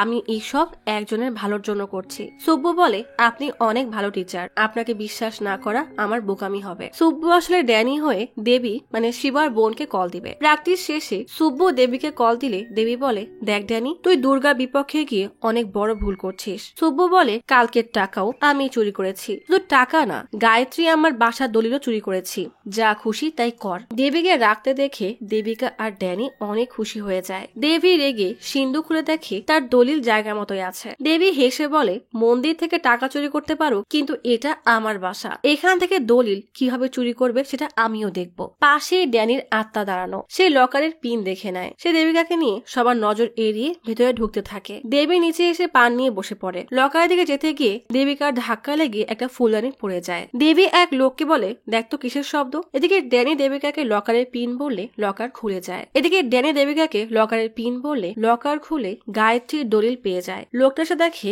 লকার খোলা। চিৎকার দিয়ে দেবীকে বলে, দেবী বলে ওদেরকে এখনই খুঁজে বের করো। দেবীর লোকজন দেবিকাকে তাড়া করতে শুরু করে। দেবী বন্দুক হাতে নিয়ে বলে এত বড় সাহস আমার বাসায় এসে চুরি করে। দৌড়াতে দৌড়াতে ড্যানি দেখে দেবী এদিকে আসছে, তাই সে দেবিকাকে ইশারা দিয়ে বলে আমি ওদিকে যাব, তুমি এদিকে আসবে। দেবী যে দরজার গোড়ায় আসে, ড্যানি দমকা হওয়ার মতো ফুলের গামলায় বাতাস দেয়। তার ময়লা উড়ে আসতেই দেবী চোখ বন্ধ করে নেয়। সেই সুযোগে দেবিকা দৌড়ে বাসার বাইরে চলে আসে। আঙিনায় আসে আসলে হঠাৎ তার সামনে দুর্গা চলে আসে, একদম দেবিকার স্বপ্নের মতো। দুর্গা তাকে ইট দিয়ে মারতে গেলেই দেবিকা মাথা সরিয়ে নেয়, নিচু হয়ে আরেকটা ইট হাতে নিয়ে উল্টা দুর্গাকে আঘাত করে। আসলে দেবিকা এতবার ওই স্বপ্ন দেখেছে যে আগে থেকেই সে রেডি ছিল। তবে দেবিকা জানে না যে পেছনে দেবী বন্দুক তাক করে দাঁড়িয়ে আছে। ড্যানি এসে দেখে দেবী গুলি করতে যাচ্ছে। দেবিকা বলে ডাক দিতেই দেবী গুলি করে, কিন্তু গুলিটা দেবিকার চুল ঘেঁষে মাটিতে পড়ে যায়। দেবী তার দলবলকে বলে দেবিকাকে ধরে আনতে। সবাই তাড়া করলে ড্যানি বলে দলিলটা নিয়ে পালিয়ে যাও। দেবিকা কাগজ নিয়ে দৌড়ে দুর্গাকে ডিঙিয়ে চলে যায়। মানে 4 নাম্বার বাধাও দেবিকা পার করে ফেলেছে। দেবিকা সবার সাথে হাসপাতালে গায়ত্রী আম্মার কাছে আসে। দেবিকা বলে, আপনি আমাকে চেনেন না, কিন্তু আমি আপনাকে চিনি। আমি জানি আপনার সাথে অনেক অন্যায় হয়েছে। একজন আছে যে তার ভুলের জন্য ক্ষমা চায়, যদি পারেন তাকে ক্ষমা করে দিয়েন। দলিল দিয়ে বলে, এটা সেই দলিল যা আপনি সাইন করেছিলেন। গায়ত্রী খুশিতে কান্না করে দলিলটা ছিঁড়ে ফেলে। দেবী বলে, আপনার সব সমস্যার আমি আপনাকে সাহায্য করব। গায়ত্রী জিজ্ঞেস করে, সে তোমার কি হয়? দেবিকা বলে, আমার বন্ধু। গায়ত্রী বলে, তাকে বলো নিজের ভুল বুঝতে পেরে শুধরাতে চেয়েছে, এটাই অনেক বড় বিষয়। তাকে আমি মাফ করে দিয়েছি। মাফ করেছে শুনে ড্যানির আত্মাও শান্তি পায়। বাইরে এসে দেবিকা বাচ্চাদেরকে বলে, গায়ত্রীর জ্ঞান ফিরেছে, তোমরা এখন বাসায় যেতে পারবে। দেবিকা লাবণ্যকে কল দিয়ে জিজ্ঞেস করে, তুমি কি ওমেন ওয়েলফেয়ার অ্যাসোসিয়েশনের কাউকে চেনো? পাওয়ারফুল কাউকে, যার একটা কলে লোকজন থরথর করে কাঁপবে, যে মহিলাদের উপরে হওয়া অন্যায়ের বিরুদ্ধে আওয়াজ তুলতে পারে? লাবণ্য বলে, এমন কাজ একমাত্র আনুশিয়াই করতে পারবে। লোকে তাকে ডাইনোসর নামে চেনে। দেবিকার আনুশিয়ার কাছে গিয়ে সব বলার পরে আনুশিয়া তাদেরকে সাহায্য করতে রাজি হয়ে যায়। দুর্গা এক লোককে জিজ্ঞেস করে, কে ছিল? মেয়েটা কোন জায়গার? দুর্গা শিবাকে রেগে ফুলের টপ দিয়ে মেরে বলে, তুই বললি টাকা মন্দিরে আর ড্যানিকে মেরে ফেলেছিস, তাহলে সে এই বাসায় ঢুকে কিভাবে চুরি করতে পারে? তোর চেহারা আমার সহ্য হচ্ছে না, তুই আজই এই শহর ছেড়ে চলে যা। বলতে না বলতেই দেবী শিবাকে গুলি করে দেয়। কি নির্দয় আর নিষ্ঠুর না হলে নিজের ভাইকে এইভাবে মেরে ফেলে। দেবী বলে, ওর চেহারা দেখা লাগবে না, ওকে কেরোসিন ঢেলে পুড়িয়ে দাও। তখনই দুর্গার ফোনে একটা কল আসে। অপর পাশ থেকে বলে, গায়ত্রীর বাসার সামনে কিছু মহিলা স্লোগান দিচ্ছে। দুর্গা বলে, তা আমাকে কল দিয়েছিস কেন? সবাইকে ভাগিয়ে দে। লোকটা বলে, এরা আমাদের থেকেও অনেক শক্তিশালী, আমরা এদের সাথে পারবো না, তাড়াতাড়ি আসেন। কল কাটতে না কাটতেই দুর্গা দেখে আনুশিয়া একদল মিছিল নিয়ে তার বাসায় হামলা করেছে। দেবী রেগে বলে, আমি এদের সবাইকে মেরে ফেলবো। দুর্গা দেবীকে সরিয়ে নিয়ে চলে যায়। ড্যানি মনে মনে দেবিকাকে ধন্যবাদ দিয়ে বলে, তুমি আমার জন্য এত কিছু করবে এটা আমি ভাবতেই পারিনি। আমার কাজ শেষ, এখন আমার আত্মা শান্তি পাবে। দেবিকা পেছনে তাকিয়ে ড্যানিকে কিছু বলতে গেলে দেখে ড্যানি সেখানে নেই। দেবিকা গাড়ি থেকে নেমে সব জায়গায় খুঁজেও ড্যানিকে পায় না। আকাশের দিকে তাকিয়ে বলে, একবার দেখা দাও, আমি সবকিছু তোমার জন্য করেছি, তুমি আমাকে না বলে এভাবে যেতে পারো না। ড্যানি না আসলে দেবিকা কান্না করে দেয়। সুব্বু সে দেবিকাকে জিজ্ঞেস করে, কি হয়েছে? দেবিকা মাথা নাড়িয়ে বলে, কিছুই হয়নি। সুব্বু গাড়ি স্টার্ট দেয়। দেবিকার চোখ ড্যানিকে খুঁজে বেড়াচ্ছে। বাসায় গিয়েও মন খারাপ করে ছাদে বসে দেবিকা কান্না করতে থাকে। পরের দিন পিঙ্কির অডিশন। যাওয়ার সময় দেবিকা আর পিঙ্কি দুজনেই মন মরা হয়ে বসে আছে। সুব্বু জিজ্ঞেস করে, কি হয়েছে, ভয় করছে? পিঙ্কির ভয় কাটিয়ে তাকে অডিশনে পাঠালে সুব্বু আর দেবিকা মনোযোগ দিয়ে তার গান শুনছে। হঠাৎ দেবিকার কানে ড্যানির গান ভেসে আসে। দেবিকা অডিটোরিয়াম থেকে বেরিয়ে সব জায়গায় হন্যে হয়ে ড্যানিকে খুঁজতে থাকে। দেবিকার প্রথম দিনের কথা মনে পড়ে যায়, যখন ড্যানি দেবিকার নাম ধরে ডেকেছিল। খুশি মনে দেবিকা লনের দিকে এসে জিজ্ঞেস করে, কোথায় তুমি? ড্যানি অদৃশ্য হয়ে বলে, আমি তো এখানেই আছি, আমি যতই চাই না কেন তোমার সামনে আসতে পারবো না, আমার সময় শেষ হয়ে গেছে। তোমাকে অসংখ্য ধন্যবাদ। এমন অবস্থা নেই যে তোমাকে উপদেশ দিব, তারপর বলি সেটাই করো যা তোমার মন চায়। জীবনের প্রতিটা মুহূর্তকে উপভোগ করো, তোমার সব সময় হাসি খুশি থাকা উচিত। দেবিকা ড্যানির সাথে কাটানো সকল মুহূর্তের কথা মনে করে খুশিতে কান্না করে দেয়, কারণ ড্যানি তার জীবনের স্বাধীনতার আর এক নাম। দেবিকা বলে, আমি ভাবতাম আমার জীবনে কোনো জাদু হবে না, ড্যানি আসার পর সেটা হয়েছে। আর এই জাদু তাদের সাথেই হয় যারা কখনোই হার মানে না। করিডোরে দেবিকা দাঁড়িয়ে আছে। জাগ্গি আর দেবিকার পরিবার সেখানে এসেছে। জাগ্গি দেবিকার হাত ধরে টানলে দেবিকা এক ঝাড়ি দিয়ে বলে, এখনই আমার হাত ছাড়ো। জাগ্গি অবাক হয়ে বলে, তুমি আমার নাম ধরে ডাকলে? নন্দন বলে, তুই এইসব কি করছিস? জাগ্গি আমাদের হবু জামাই। দেবিকা বলে, কয়েকদিন ধরে আমি ভুলে গিয়েছিলাম আমি কোনো জায়গার মানুষ। আমি বাইরের দুনিয়া দেখেছি, আমাদের মতো সাধারণ মানুষ কত রকমের সমস্যার মধ্যে দিয়ে যায়। জিতে গেলে তাদের খুশি দেখেছি, আমিও আমার জীবনে এসব চাই। আমি জেনে গেছি আমার জীবনে আমি কি চাই। আমি জাগ্গিকে বিয়ে করব না, তবে ভয় পেও না যে আমি জীবনে বিয়েই করব না। আমি এমন কাউকে বিয়ে করব যাকে আমার ভালো লাগে। জাগ্গি বলে, দেখেছেন কোন ভাষায় কথা বলছে? এমন শিক্ষা দিয়েছেন, কিছু বলবেন না? দেবিকার মা বলে, আপনি তো কত কিছু বলেছেন, আমরা আর কি বলবো। জাগি বলে আমি সবাইকে দেখে নেব। দেবিকাকে বলে তুমি আয়োজনকে বিয়ে করবে, তোমার বিয়েতে জামা কাপড় ছাড়া আসবো। এই লোকের জামা কাপড় ছাড়া আসার অবসেশনটা আর যাবেই না। জাগি চলে গেলে দেবিকার বাবা মা দেবিকাকে খুশিতে জড়িয়ে ধরে। জাগি তার বাবাকে কল দিয়ে বলে মেয়ে পেয়ে গেছি, কিন্তু সে নাকি এখন অন্য কাউকে বিয়ে করবে। বাবা জিজ্ঞেস করে কাকে, আর তুই কি বলেছিস? জাগি বলে আমি বলেছি অন্য কারোর সাথে বিয়ে হলে জামা কাপড় ছাড়াই চলে যাব। জাগির বাবা ঝাই দিয়ে বলে বলদ ছেলে, ওর তো ওকে দুইটা চড় মারা উচিত ছিল, ওকে টানতে টানতে আনবি, আমি ওর চিৎকার শুনতে চাই। জাগি বলে আমি এক্ষুনি শোনাচ্ছি। সুব্বু অডিটোরিয়াম থেকে বের হলে উপর থেকে খেয়াল করে জাগি রেগে দেবিকার দিকে যাচ্ছে। সুব্বু তাকে ঠেকানোর জন্য দৌড় দেয়। জাগি এসে দেবিকাকে কোষে একটা চড় মারতেই যাবে, তখনই নিজেই উল্টে পড়ে যায়, কারণ পেছন থেকে শশী এসে জাগিকে ঘুষি মেরেছে। পেছনে দেবিকার বাকি বান্ধবীরাও এসেছে। শশী জাগিকে বলে ওর গায়ে হাত দেওয়ার আগে আমার সাথে লড়তে হবে। দেবিকা আংটি খুলে জাগির মুখে ছুঁড়ে মারে। দেবিকাকে প্রোটেক্ট করার জন্য এত মানুষ দেখে জাগি ভয় পেয়ে যায়। এসেছিল দেবিকাকে অপমান করতে, উল্টা নিজেই অপমানিত হয়ে চলে গেল। জাগি চলে গেলে দেবিকা জিজ্ঞেস করে তোমরা এখানে? অ্যানি বলে রাজের মেসেজ দিয়েছিল, জাগি কোনো ঝামেলা করবে বুঝতে পেরে চলে এসেছে। নন্দন বলে একেই তো প্রকৃত বন্ধু বলে। এক সপ্তাহ পর সুব্বু পিঙ্কির বাবাকে টাকা দিয়ে পিঙ্কিকে অ্যাডপ্ট করে নেয়। গায়ত্রী টাকা দিয়ে তার বাসার সবকিছু আবারও ঠিক করে নেয়। দেবিকার বিয়ে ভেঙে গেছে শুনে দেবিকার দাদা চিন্তা করে এটা হয়তো উপরওয়ালার কোনো ইশারা। জীবনে এমন অনেক কিছু হয়ে থাকে যাকে আমরা এড়িয়ে যেতে পারি না। বাসা থেকে বের হওয়ার সময় এক মহিলা এসে দেবিকাকে তার দাদার কথা জিজ্ঞেস করে। দেবিকা বলে সে তো ভেতরেই আছে। ছাদ থেকে দাদা দেবিকাকে দেখে বুঝে যায় দেবিকার ভেতরে তার মতোই শক্তি আছে। একদিকে জাগি দেবিকাকে পেতে চায়, আর অন্যদিকে দুর্গা দেবিকাকে মারতে চায়। দুজনেই বেশ রেগে আছে। একদিন ঝুম বৃষ্টির মধ্যে সুব্বু এসে দেবিকাকে ডেকে বলে আমরা কি কফি খেতে যেতে পারি? দেবিকার মনে হয় আসল টোল গেট তো চলে এসেছে, কিন্তু দেবিকা কি এটাকে পার করতে পারবে, নাকি তার জীবনে নতুন আরো অনেক সমস্যা চলে আসবে?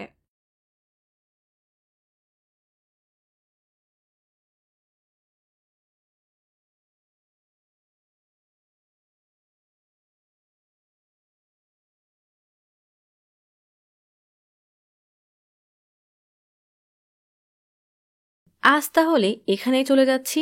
শীঘ্রই ফিরবো নতুন অথবা পুরাতন ইউনিক কোনো মুভির গল্প নিয়ে। ফিরে আসা পর্যন্ত লাইক, কমেন্ট এবং সাবস্ক্রাইব করে অচিরার গপ্পসপের সাথেই থাকুন। পাশে থাকা বেল আইকনটি ক্লিক করে রাখুন। দেখা হবে পরের ভিডিওতে।